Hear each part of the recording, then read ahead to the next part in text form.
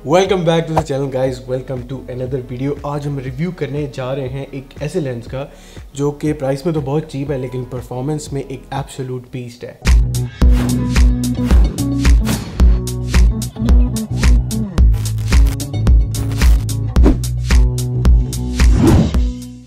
Welcome to the review of Sony 50mm f1.8 full frame not APS-C। काफ़ी लोग इस चीज़ में कंफ्यूज हो जाते हैं कि जब मैं एक फुल फ्रेम लेंस का रिव्यू करता हूं तो वो उसको APS-C के लिए ढूंढना शुरू हो जाते हैं। हाँ, कुछ फुल फ्रेम लेंसेज APS-C पे चल जाते हैं लेकिन I honestly don't think so कि परफॉर्मेंस या रिजल्ट्स वैसे होते हैं जैसे फुल फ्रेम पे हों। Anyway, let's come back to the topic. इसको मैं करूँगा साइड पे, ठीक है, एंड इसके बारे में मैं करूँगा बात। वीडियो में आगे चलते चलते हम इसके बारे में सब कुछ डिस्कस करने वाले हैं, ठीक है, कि इसकी इमेज क्वालिटी कैसी है, शार्पनेस कैसी है, कलर एक्यूरेसी कैसी है, वीडियो क्वालिटी कैसी है, लो लाइट परफॉर्मेंस या बोके कैसे जनरेट करता है, ये फोटोग्राफी की किस फील्ड के लिए बेस्ट है। अब इस लेंस के बारे में मैं जितनी बात करूँगा वो बड़े लेंसेज से कोई इसका कंपैरिजन नहीं है। ये 2016 में लॉन्च हुआ था, ठीक है, सोनी का अपना लेंस है।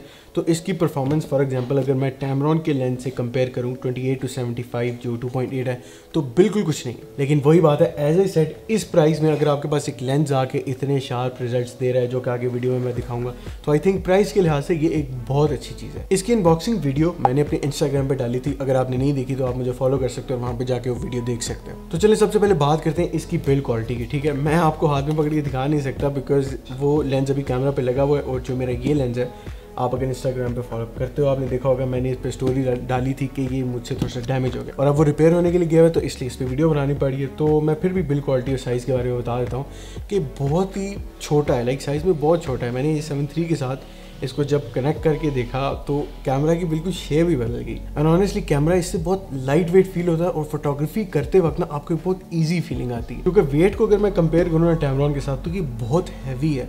मैं अक्सर इससे व्लॉग्स बनाता हूँ, लिटरली जो आर्म है ना जिससे आप ट्राइपॉड पकड़ते हो या जिससे आप वो गोरिल्ला पॉड पकड़ते हो वो बिल्कुल थक जाती है। तो सोनी के प्राइम लेंसेज के बारे में ये बात वाकई मशहूर है। जैसे 85mm f1.8 है, ठीक है, वो भी सोनी का है, वो भी काफ़ी लाइट वेट है, it's not that heavy. Usually ये होता है जो थर्ड पार्टी लेंसेज होते हैं ना वो साइज में भी बड़े होते हैं, उसमें ज़ाहिर है टेक्नोलॉजी भी लेटेस्ट है, maybe that's why they are heavy, लेकिन वो ज़्यादा इसलिए भी हैवी है बिकॉज वो एक जूम लेंस है, वो एक टेलीफोटो है। लेकिन ये बात है जो फोकस रिंग है वो बहुत स्मूथ है, फोकस बहुत ईजिली कर लेता है।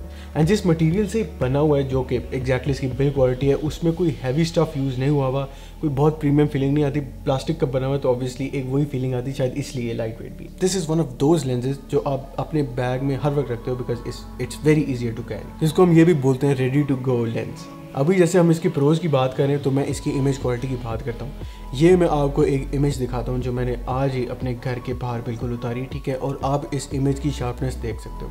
ये अपर्चर 1.8 पे f1.8 पे मैंने ली थी एंड एक जो हेयर है या एक आइज़ की डिटेल है, ये जो एक फीचर है ना वो प्रॉपर्ली विजिबल है। इनफैक्ट ये कुछ फोटोज जो आप और देख रहे हो अपनी स्क्रीन पे, ये मैंने आज ही इसके टेस्ट सैम्पल्स कैप्चर किए हैं। सो मेरे हिसाब से sharpness is on point and so is the colour accuracy. Colour accuracy मेरे हिसाब से बहुत अच्छी है। अब जैसे ऑब्वियसली इसका अपर्चर वाइड है f1.8 तो लो लाइट परफॉर्मेंस भी इसकी अच्छी है एंड बोका रिजल्ट भी मैंने कैप्चर करके देखे हैं, दे आर प्रीटी नाइस। इन फीचर से ऑनेस्टली ये साबित होता है कि अगर आप वेडिंग फोटोग्राफी में या सिर्फ पोर्ट्रेट्स के लिए, फैशन पोर्ट्रेट्स हो गए, पोर्ट्रेट्स फॉर ब्लॉग्स हो गए, या आप फूड फोटोग्राफी करते हो या प्रोडक्ट फोटोग्राफी करते हो तो ऑनेस्टली ये लेंस बेहतरीन काम करेगा। सो ऑनेस्टली ये इसके बेनिफिट्स हैं। It's very light weight, it's easy to carry, इसकी प्राइस बहुत लो है, इसकी कलर एक्यूरेसी बहुत अच्छी है और इसकी शार्पनेस भी बहुत अच्छी है। अगर आप बहुत डिटेल में जाके डिस्कस करते हो, बहुत ही लॉजिक या डेप्थ में जाते हो तो आपको ये भी पता चलता है कि 1.8 पे ये शार्पेस्ट नहीं है, ये शार्पेस्ट 2.8 पे, जो कि मोस्टली प्राइम लेंसेज की स्टोरी होती है। दिस इज वाई मैं हमेशा टेलीफोटो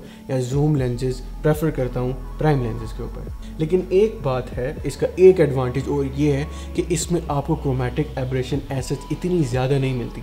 जो सिग्मा के लेंसेज हैं 16mm f1.4 और 35mm f1.4 वो जब मैंने यूज़ किया मुझे उसमें क्रोमैटिक एब्रेशन बहुत ज़्यादा नजर आई, लेकिन इसमें अभी के लिहाज से जितना मैंने थोड़ा बहुत टेस्ट किया मुझे ऐसा सच कोई क्रोमैटिक एब्रेशन नजर नहीं आई। बट अगर आप पिक्चर्स को बहुत जूम करके देखो तो थोड़ी विजिबल है। अब एज ए सेट प्राइस को कंसिडर करते हुए ये बेनिफिट्स ठीक है, बहुत अच्छे हैं, ठीक है। अब हम इसकी उन चीज़ों के बारे में बात करते हैं विच आई डेंट लाइक, मतलब वो चीज़ें बिल्कुल बर्दाश्त के काबिल ही नहीं। पहली बात तो ये है कि ये OSS लेंस नहीं है, ठीक है, optical steady shot.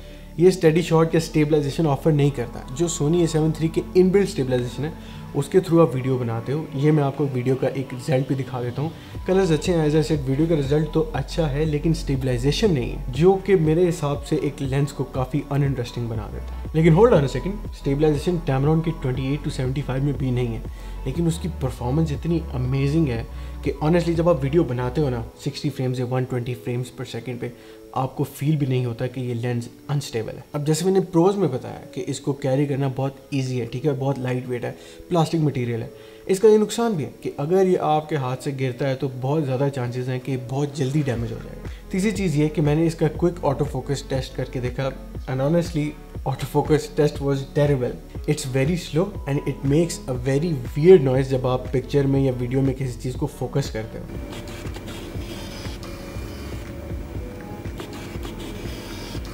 Here's another reason why you should invest in lenses like these.